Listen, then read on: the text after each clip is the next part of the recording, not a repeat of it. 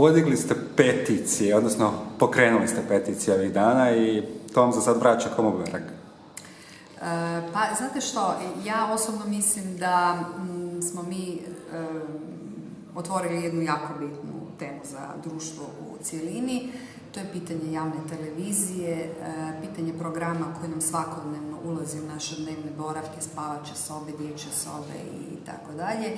Hrvatska televizija konačno mora postati pravi istinski javni servis građana na način da pruža one informacije i one sadržaje koji se ne mogu vidjeti na komercijalnim televizijama, jer su komercijalne televizije naprosto organizirane iz drugih razloga i imaju drugu svrhu, no Hrvatska televizija kao javna televizija, a moram isto tako reći da Hrvatski radio puno bolje i kvalitetnije ispunjava tu javnu funkciju nego sama televizija, zapravo trebaju nuditi sadržaj koji je obrazovnog karaktera, koji u boljim terminima progovara o temama kulture, o temama koje su vezane uz određene skupine naših sugrađana, znači ljude koji imaju određenih zdravstvenih tegoba, koji su i socijalno deprivilegiranih okruženja, zatim branitelji, evo rodna ravnopravnost, dakle sve ove teme koje zapravo ne mogu naći nekakav svoj komercijalni izražaj, koje jednostavno ne mogu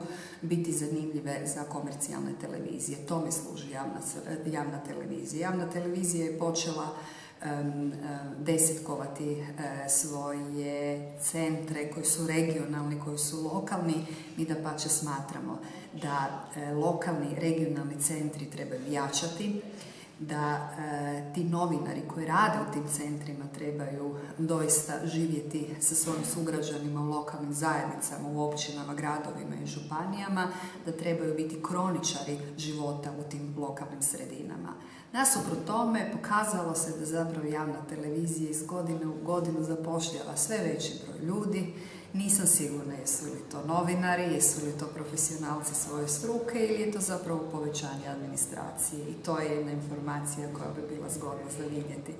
Jednako tako postavlja se i pitanje isplaćenih plaća i honorara. Vi znate da je ravnatelj televizije gospodin Radman rekao da ne može dati taj tajni povlašteni podatak, pa ne može biti da na javnoj televiziji netko radi, a da za njega ne znamo koja je njegova plaća. To zapravo pokazuje da se stvara jedna elita u tom medijskom dijelu, dokle zapravo novinari koji danas rade i na portalima, na radio postajama, u lokalnim medijima, bilo tiskanim, bilo elektroničkim, zapravo vrlo često rade za minimalac ili rade na ugovore, studentske ili neke druge, ili zapravo rade nadajući se da će dobiti stalni angažman, a vrlo često i volontiraju. To stvara jednu nejednakost, a s druge strane to stvara isto tako i pritisak na Hrvatsku televiziju, jer bi svaki novinar volio, kao i svaki čovjek, imati jedan ugodan, normalan posao na neodređeno sa visokom plaćom i sa minimumom angažmana. Mislim da kolege sa javne televizije nisu dobro razmotrile sve ono što smo ovom peticijom htjeli polučiti. Htjeli smo vratiti istinske, prave, javne sadržaje na javnu televiziju, upozoriti na preveliki broj zaposlenih na javnoj televiziji, a trošak programa koji su ovoj zemlji i našim sugrađanima potrebni prebaciti na državni proračun. Znači, mi samo želimo rasteretiti naše sugrađane od plaćanja ovog paranameta ili poreza, odnosno TV pristojbe, jer je činjenica da je država ta koja mora osigurati tu vrstu informacija na javnom servisu. A mislite da vas zbog nisu pozvali na sučeljavanje? Pa ja mislim da je to povod, definitivno. Moram reći da smo u proteklih 10 dana same kampanje bili gosti mnogim medijima, na mnogim okruglim stolovima, neke od njih organizirale su udruge civilnog sektora i oni su svi na početku vrlo jasno i otvoreno rekli: pozvali smo vas zato što istraživanja te i te agencije govore o vašem rejtingu. Izgledno je da će vaši kandidati preći izborni prag i sutra predstavljati vaše javne politike politike u Hrvatskom saboru. Kada se kaže ta uvodna rečenica, vi zapravo dobijete cijelu i to vrlo jasnu sliku o tome koji su kriteriji. Toga se drže druge televizije, toga se drže općenito mediji, toga se drže udruge civilnog društva kad nešto organiziraju. Ne znam zašto se toga ne bi držala i Hrvatska radiotelevizija. Dobro, vi ste već navikli da u zadnjim tjednima kampanja raznih imate neugodno iznenađenje ili od DORH-a ili od USKOK-a ili od javne televizije. Mi smo na to navikli i definitivno smo spremni na sve. U svakom zlu ima naravno i nešto dobro. Mi mislimo da smo otvorili pravu temu. Moram vam isto tako reći da političke stranke, koalicije koje su organizirane oko velikih političkih stranaka cijeli ovaj 4-godišnji ciklus vrlo elegantno i lagano završavaju. Evo sad je kampanja, otvori se račun, digne se kredit u banci, 4 godine iz državnog proračuna tim se strankama daje novac, oni tim novcem plaćaju svoj kredit i tako sve to lijepo skupo. SDP najmanje novaca sakupio u ovoj kampanji. Nije im potrebno jer će sav taj novac i onako primiti iz državnog proračuna. To te stranke stavlja u lagodne pozicije i oni jednostavno ne brinu o tim stvarima zato što znaju da će uvijek imati određen broj zastupnika koji će im omogućiti da plaćaju taj kredit. To je druga točka koja je vezana uz prikupljanje same peticije. Naime, kao što znate, jedan od naših prijedloga je da se i smanje te naknade za političke stranke kojima se financiraju kampanje, tako da ova priča o transparentnosti tu nema nikakve transparentnosti. Državni proračun, građani Republike Hrvatske putem državnog proračuna zapravo plaćaju kampanje, plaćaju spotove, predizborne skupove, motivacijske skupove, završne koncerte, plaćaju jumbo plakate, radio džinglove. Znači sve se to plaća na ovaj posredan način iz državnog proračuna. Naš je prijedlog da se taj novac može puno korisnije i kvalitetnije iskoristiti, da se barem za polovicu smanje sredstva koje danas idu političkim strankama i da se taj novac utroši recimo za kupnju udžbenika hrvatskim osnovnoškolcima i srednjoškolcima. Vjerujte mi da se na taj način novac može puno bolje iskoristiti. HDZ i SDP su čak spremni platiti novčane kazne, nema i dovoljno žena na listama. Moram reći da ja pitanje zastupljenosti žena na listama ne gledam kao pitanje plaćanja kazne ili penala. Za mene je krajnje irelevantno je li netko platio 50.000 kuna zato što na listi nije imao dovoljan broj žena ili 550.000 kuna zato što niti na jednoj listi nije imao dovoljan broj žena. Njima taj novac ništa ne znači jer ga oni i onako uprihoduju iz državnog proračuna. To nije za njih stvaran novac. Za njih je to samo jedan transfer koji iz državnog proračuna ide na račun za provođenje kampanje i potom ponovno u državni proračun. Zato oni o novcu ne razmišljaju. Ali ja ponavljam, to nije pitanje novca, pitanje je političke odluke. Mi smo danas 28. članica Europske unije. Mi smo pristali na određene standarde. Mi se kunemo u poštivanju ljudskih prava. Mi govorimo o tome kako ulogu svakog čovjeka u zajednici treba osnažiti, kako našoj djeci treba vrtić i škola, kako našim umirovljenicima koji to žele treba osigurati dovoljno mjesta u domovima. Sve to oslobađa ženi, ali i bilo kojem drugom članu obitelji vrijeme koje se može iskoristiti ili za hobi ili za neku javnu djelatnost, pa zašto eto to ne bi bila i politika. Dakle, te velike stranke i koalicije nije pitanje novca koji će platiti, pitanje je političke odluke, stava i poštivanja zapravo europskih vrijednosti koje smo trebali implementirati u naše društvo, poštivanje prava svakog čovjeka. Ali htio sam vas pitati, vi dobro poznajete situaciju u jednoj i drugoj političkoj stranci, dugo ste u policiji. Nije da nema žena u tim strankama. Možete li vi objasniti kako to da se uvijek nađe tako malo žena? Dvije su razine eliminacije žena iz javnog života. Pritom mislim i na upravljačke funkcije, gospodarstvo, znači sve sfere koje mi možemo uopće zamisliti kada govorimo o ovoj javnoj domeni. Znači, prva razina eliminacije, to vam je zapravo upravo to što... maknimo sad Zagreb po strani. U Zagrebu je sve dostupno. Imate sve na mali broj kilometara i nije vam problem negdje doći. Ali uzmimo sad jednu prosječnu ženu, srednje ili visoko obrazovanu, ko živi u nekoj općini od 2-3 tisuće stanovnika ili u nekom gradu 10 ili 15 tisuća stanovnika. Njezino vrijeme jednostavno drugačije funkcionira nego nekome tko živi u Zagrebu. Znači, to je prva razina eliminacije. Ona jednostavno nema vremena radi skrbi o obitelji, o djeci, o starima ili o osobama s invaliditetom unutar svoje obitelji. Ona jednostavno mora preuzeti te neke funkcije na sebe i neke stvari joj nisu dostupne unutar njezine općine ili grada. Druga razina eliminacije, kad žena preskoči tu barijeru i kad ima podršku obitelji i kad je voljna dati dio svog slobodnog vremena za neku javnu stvar, ne samo za politiku, nego i za druge djelatnosti. Druga razina eliminacije, to je upravo ono što mi nemamo ženske solidarnosti. Žena ženi, nažalost, nije prijateljica.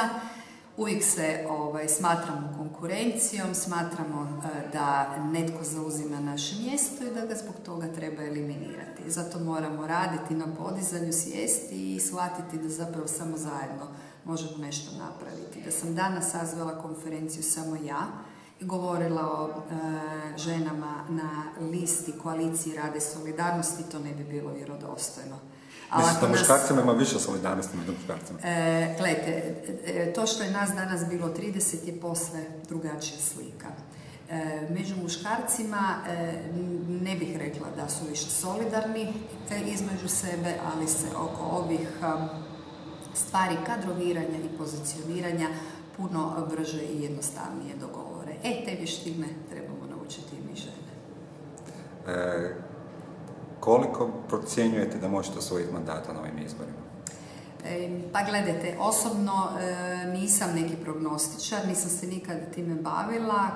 Kako stoje stvari što se tiče samih istraživanja koje možemo danas vidjeti u sredstvima javnog priopćavanja, u 4 izborne jedinice prelazimo izborni prag, a u ostalima smo negdje oko izbornog praga. Ne u svima, ali sasvim sigurno dobro stojimo i u 3. izbornoj jedinici gdje drugu na listi, nakon profesora Cingule, imamo jednu snažnu, energičnu ženu, kolegicu Dijanu Posavec, koja je jako poznata, ne samo u Međimurskoj županiji, nego općenito u političkom životu naše zemlje.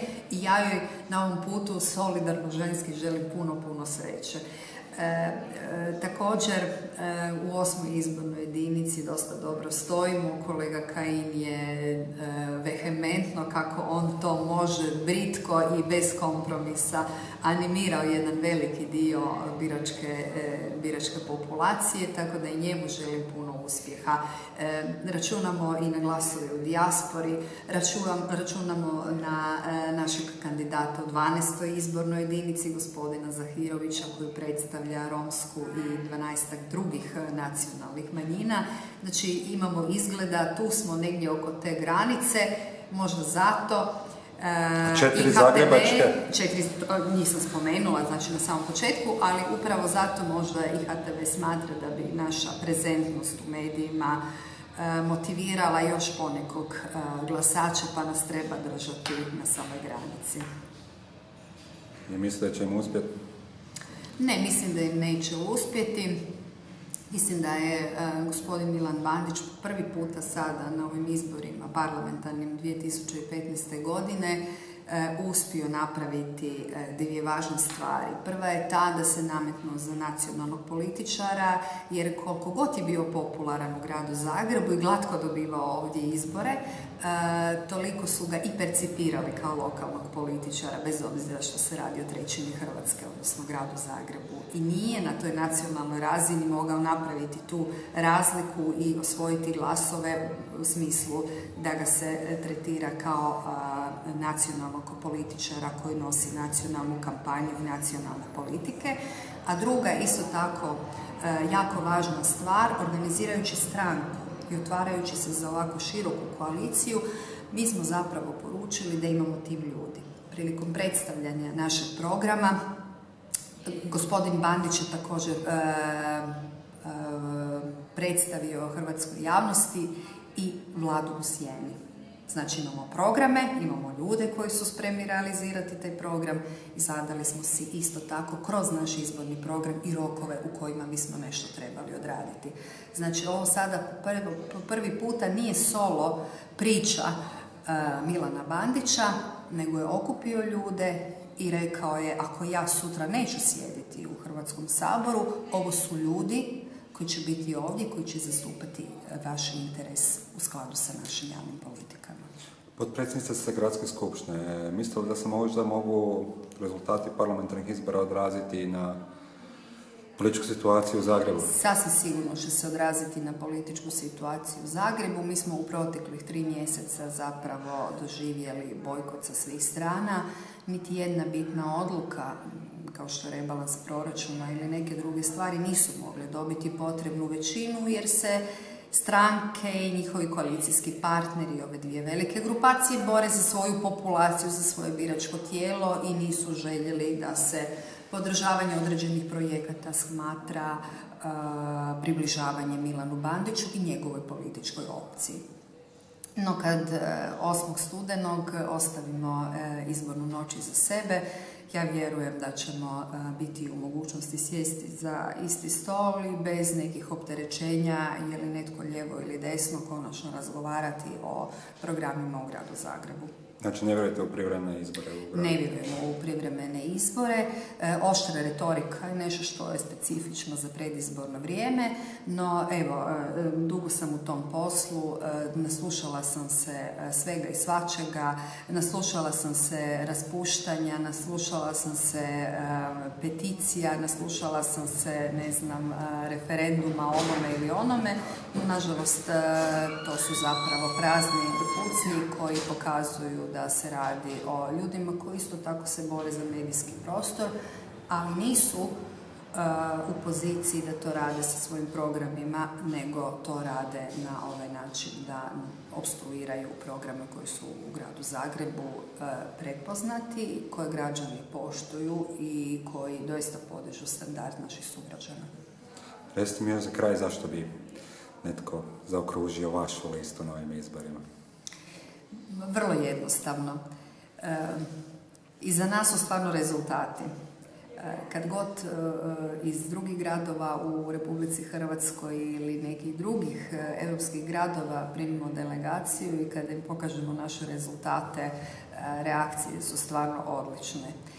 Naši programi za umirovljenike, za mlade obitelji, za osobe s invaliditetom, za branitelje, naš program stanogradnje, subvencije javnom prijevozu, općenito komunalnog uređenja grada Zagreba i inače izgradnje svih objekata društvene infrastrukture jasno pokazuje da znamo kako. Naš predsjednik naše stranke, gospodin Milan Bandić, kao gradonačelnik grada Zagreba, je više puta pokazao da ne poznaje prepreku, da preskače preko nje. Drugi pred preprekom kažu, tu je prepreka, ja ne mogu dalje.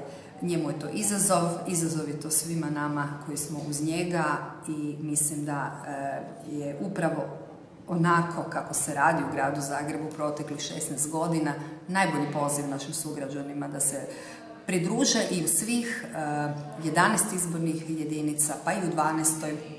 tko ima pravo kao nacionalna manjina da glasa za listu broj 2 za koaliciju rada i solidarnosti. Hvala vam i sretno na